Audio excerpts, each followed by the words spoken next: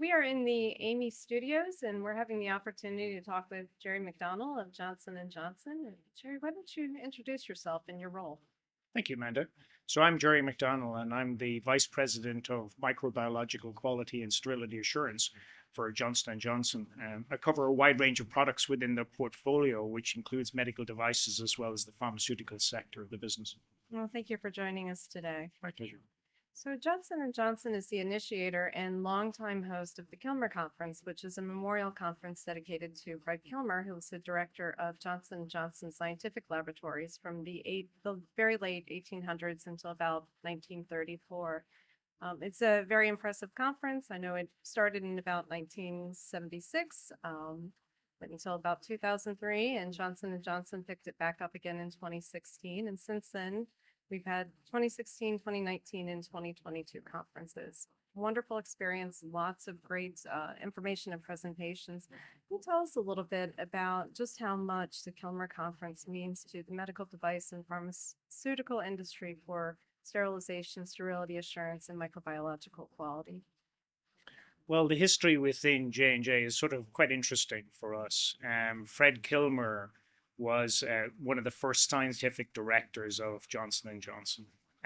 But Fred was a lot more than that, right? Fred was a pharmacist, and he was absolutely passionate about public health, about safety, concepts that at the time that were relatively new, like asepsis or aseptic or sterilization. These were all new.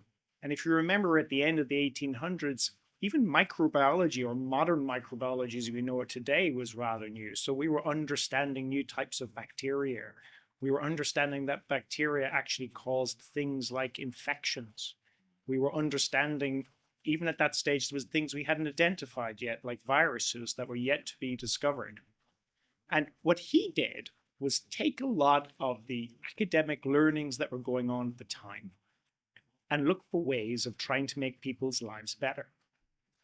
And so, for example, when he moved to New Brunswick, one of the first things in New Jersey, one of the first things he did was to work with the local resources to improve sanitization of water.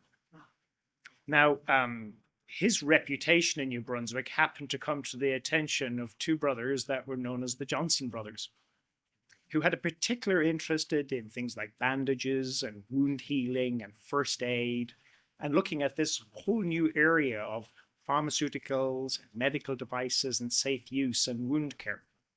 And so they combined together. And so with his scientific background, combined with the commercial push of the Johnson brothers, that was the genesis of what became Johnson & Johnson, which still continues today. So very much pioneering and trailblazing and applying that research to healthcare and treatment as we know it today. That's correct. And also at the time, he was doing a lot of research on things like new types of medicines, or what we would call natural medicines, for example, in things like from flowers or various different types of things, and understanding that got him into chemistry, that got him into pharmaceuticals, that got him into then taking some of those things and putting them onto devices to reduce risk, which today we would call a combination device. So some of these early pioneering ideas, are still very similar to what we would talk about today. Now, in his honor, in the 1970s, J&J instituted the Kilmer Conferences, and it was very soon after actually he had passed away, so he was still in living memory, should we say, as being the scientific director of J&J. And so some of his, people that took on that feeling or that responsibility within J&J felt that this was a good way to honor him. And the whole idea was to have a conference that was totally dedicated to the wider area of sterilization.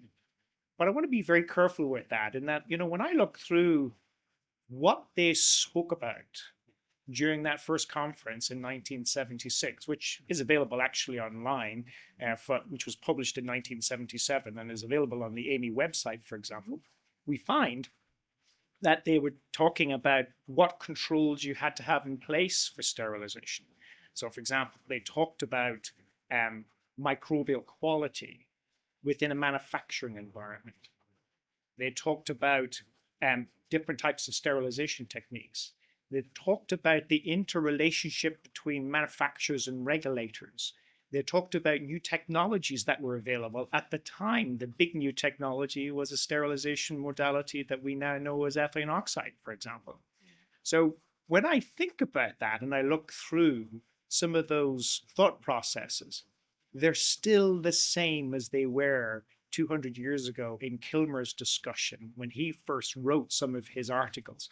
They're still the same today of what we are going to see at the next Kilmer Conference, which is next year. The same concepts, just now new ideas, new generation of ideas to be able to bring this area to the next level. Yeah, so laying the groundwork and that continuity for advancing the science and applying it in innovative ways, which brings us to the next iteration of the Kilmer Conference in 2025, which is next generation microbiological quality and sterility assurance. And things are really coming together for this conference. We're very excited to have Johnson & Johnson's support to help support this conference. And AAMI and the Parenteral Drug Association are thrilled to be partnering to administratively support it and get it off the ground. I'm very much looking forward to that. Tell me a little bit about what you're looking forward to for 2025. Well, I'm happy to say that Kilmer has always been a scientific discussion for like-minded people in this area of microbial quality and sterility assurance.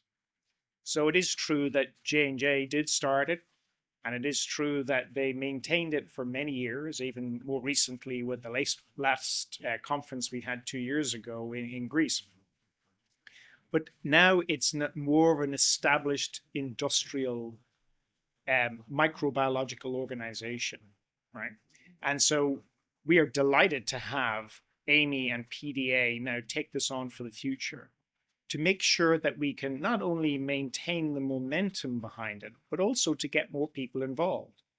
It's not a J&J conference anymore. It's a microbial quality and sterility assurance conference.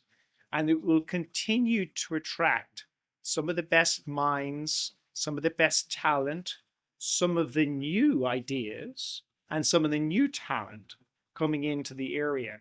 And we hope that will help us all get new products to patients in a safer and more effective way. We can continually evolve, not just on the science aspect of it, new types of techniques for detecting of microorganisms, should we say, better quality control processes, digital awareness, use of AI technology, but also combination devices, bringing things together, new ways even of thinking of how products need to be regulated for the future.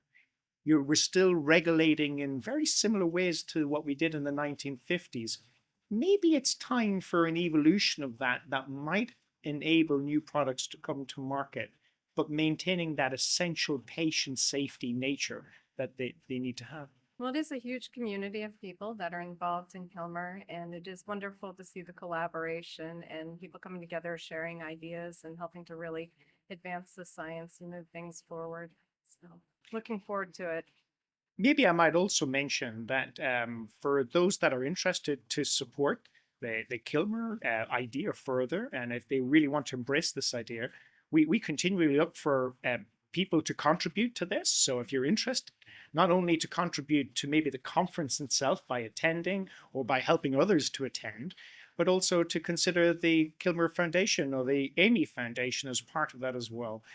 Because we not only want to promote attendance at the conference, but there's opportunities that will come out of the conference to be able to do research or to be able to do new things in the area. And that's something that we see an opportunity to continue to support. So if you're interested, please reach out to AAMI or PDA for more information.